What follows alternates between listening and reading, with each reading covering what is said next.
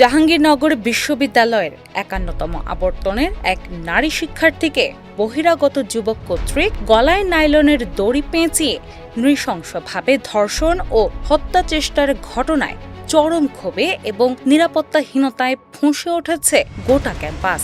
CCTV ফুটেজে অপরাধী স্পষ্ট চিহ্নিত হওয়া সত্ত্বেও বেঁধে দেওয়া ৪৮ ঘণ্টার আইনি আলটিমেটাম পার হয়ে যাওয়ার পরও অপরাধীকে গ্রেফতারে কোনো দৃশ্যমান অগ্রগতি দেখাতে পারেনি বিশ্ববিদ্যালয় প্রশাসন ও রাষ্ট্রীয় আইনশৃঙ্খলা বাহিনী। প্রশাসনের এই চরম আইনি ও নৈতিক ব্যর্থতার দায়ে প্রক্টোরিয়াল টিমকে অবাঞ্ছিত ঘোষণা করে প্রক্টর কার্যালয়ে তালা ঝুলিয়ে দিয়েছেন আন্দোলনরত সাধারণ শিক্ষার্থীরা। একই সাথে আগামী রোববার থেকে নতুন প্রশাসনিক ভবন সম্পূর্ণ অবরুদ্ধ করার সর্বাত্মক কর্মসূচি ঘোষণা করা হয়েছে।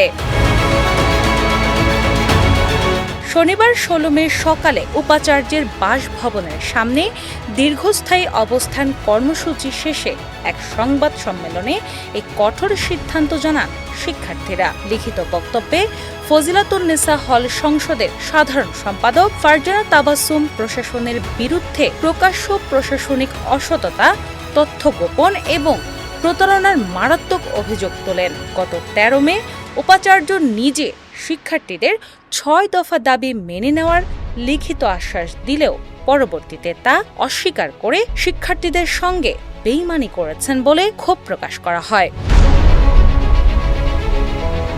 আন্দোলনকারীদের মুখোমুখি হয়ে জাহাঙ্গীরনগর বিশ্ববিদ্যালয়ের উপাচার্য গত ১৭ বছরের ফ্যাসিবাদী পরিবেশের অবক্ষয় টেনে নিজের ব্যর্থতা আড়াল করার এক চরম সস্তা ও দায়িত্বজ্ঞানহীন অপচেষ্টা চালিয়েছেন। শিক্ষার্থীরা যখন তাদের সহপাঠীর উপর হওয়া নৃশংস জুলুমের বিচার চাইতে ভিসির অফিসে একত্রিত হন, তখন উপাচার্য শিক্ষার্থীদের গণতান্ত্রিক ও ন্যায়সঙ্গত আচরণকে অত্যন্ত ধৃষ্টতার সাথে নাটক বলে অভিহিত করেন। অথচ শিক্ষার্থীরা তাকে মনে করিয়ে দেন ২৪ সালে আপনিও একজন আন্দোলনকারী ছিলেন। গদিতে বসেই উপাচার্যের এই ভুল বদল এবং শিক্ষার্থীদের ন্যায্য দাবিকে উপহাস করা চরম নৈতিক অবক্ষয়ের প্রমাণ।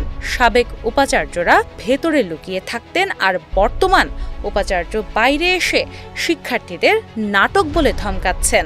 এই আত্মতুষ্টি মূলত অপরাধের বিচার প্রক্রিয়াকে দীর্ঘায়িত করার এক চতুর প্রশাসনিক প্রহসন মাত্র।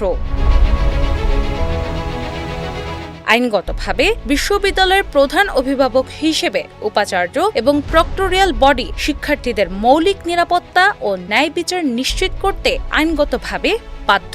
দণ্ডবিধির আওতায় কোনো অপরাধের তথ্য ধামাচাপা দেওয়া বা অপরাধীকে আড়াল করার চেষ্টা করা অপরাধের পৃষ্ঠপোষকতা ও আইনের শাসনের পরিপন্থী। সীমানা প্রাচীর উঁচুকরণ ও ফান্ডের দোহাই দিয়ে এই জঘন্য অপরাধের তাৎক্ষণিক বিচারকে দীর্ঘমেয়াদী পরিকল্পনায় রূপান্তর করার কোনো আইনি সুযোগ প্রশাসনের নেই। ক্যাম্পাসকে নিরাপদ ও প্রক্টোরিয়াল টিমের পদত্যাগ না আসা পর্যন্ত এই আইনি ও নৈতিক লড়াই আরও তীব্র করার হুঁশিয়ারি দিয়েছেন শিক্ষার্থীরা।